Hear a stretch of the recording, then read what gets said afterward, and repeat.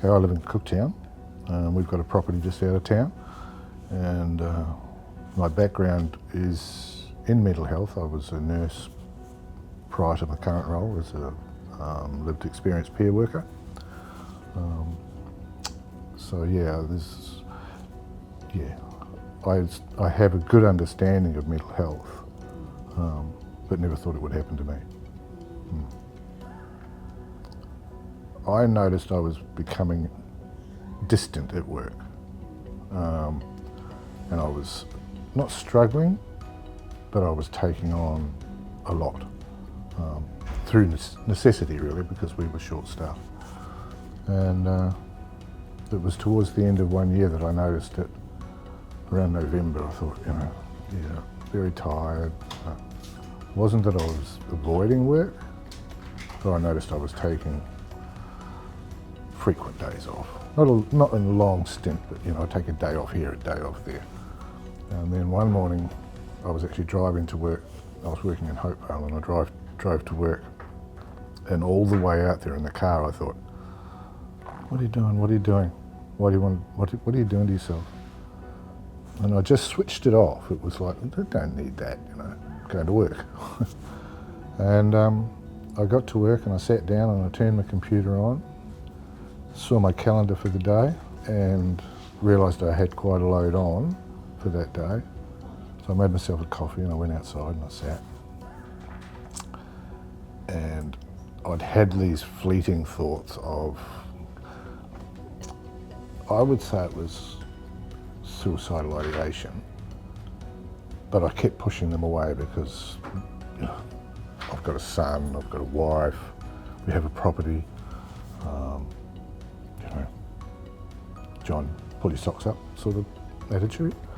But this particular morning I realised that these thoughts were becoming a little bit overwhelming, and I knew the mental health nurse from Cooktown would be out that morning, so I actually rang to see if he was there yet, and he said, "Yes, yeah, I'm here, why?" I said, "I want to come over and talk to you." And he came outside and he said, who do you want to talk about? I said, "Actually, no, it's not who, it's me." And he looked at me and he went, "Come on inside." So we went in and I told him what was going on, and he said to me, "You've been doing this for a long, long time, especially remote." He said, "We often wonder how you keep going." He said, "You need time off work, you need to take a break." He said, "I'll introduce you to the doctor who's here today." And he did, and she said the same thing. I've often thought, how do you keep doing this? And I was, for the community, not only Hopevale, in Arakoon as well, when I worked, I was like the first person people would come and, "I need to talk to John, I need to talk to John." If there was a suicide, I would usually be probably the first person on the doorstep to make sure the family was all right, or if they needed anything.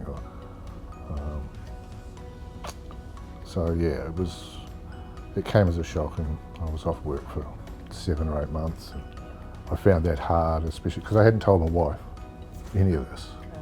She was a mental health nurse as well, so I don't know why I didn't tell her. Probably just didn't want her to worry, But when I got home that day, and she said, "You're home early, why? What, are you all right?"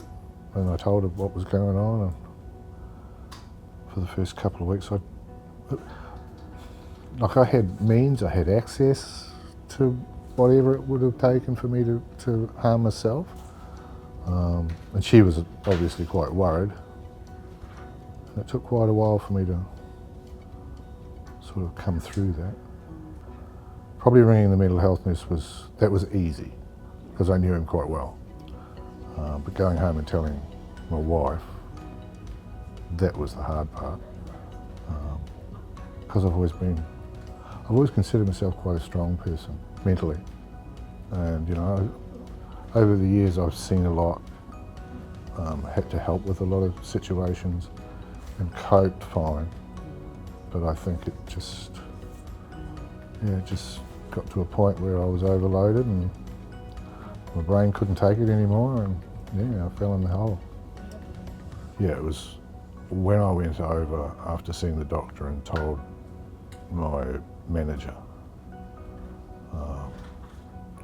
and she said, oh, we'll just take a couple of weeks off, take some leave and we'll see you in a couple of weeks. But there was no offer of support or do you need anything, is there anything we can do? It was just like, it was sort of like, go away, deal with it, and come back and you'll be fine and we'll be all good again, So, yeah, that was very hard to take. Even my wife said, work offered you. I said, oh yeah, like the employee assistance program, but I didn't want to go down that road. I was quite happy just going to see the doctor, talking to her. Yeah. And she was fantastic. She was really, really understanding. She kept it, because of my connection with the services, she kept it very, very below the radar, I appreciated that. I think people always think about the common disorders that you hear of, the schizophrenia, bipolar disorder, those sorts of things. But they don't think about the other types of illness that you can get. Like depression is a huge thing, and it's debilitating.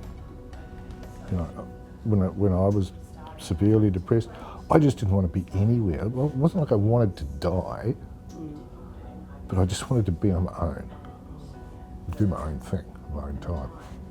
I still find it hard to talk about. Yeah, but I think being the emotional person I am sort of helps me. I rest a lot now. While my day's off, I'll have a snooze in the afternoon. I'll go lie down for an hour or so and have a sleep for a bit. Yeah. And what I found was sleep. In the early days, I was having so much trouble sleeping. I didn't want to take sleeping tablets or anything like that, but the medication the doctor put me on was a nighttime medication, and that was designed to enable you to sleep. So I was, after about 3 or 4 weeks, I noticed that my sleep was improving, and I was waking up in the morning, not rearing to go, but waking up a little bit more pleasant than how I was, because I think I got a bit grumpy and a bit short-fused, and yeah. When probably the perfect example is when a young male is angry. In community, you hear the terms, he's crazy, he's loopy, he's dangerous, but nobody actually seems to look at, well, okay, why is he displaying these emotions? Anger doesn't come out of the blue. There's usually a cause or a reason for that. So I think they're the big things I used to notice in community. When I worked in mental health units, that attitude from some of the older staff who'd been around for a long time, they were still stuck in the 60s, 70s attitude towards mental illness, Oh, if he'd just stopped doing this, he'd be fine. Well, it's not that easy for some people. And having been a mental health nurse, I know a lot of the time what mental health nurses do to relax. And you could say some of them have got some pretty serious problems too, but that seems to be normalised. I've had situations where I've looked after clients when I worked in Townsville. I've come to Cairns to work in the mental health unit here, and came on a shift one day, and the initials of this young man were on the board, and I said, "Is that so-and-so?" And they said, "Yeah." I said, "Oh, cool." Like, I'd worked closely with him in Townsville, and he was a lovely young man from Napranum.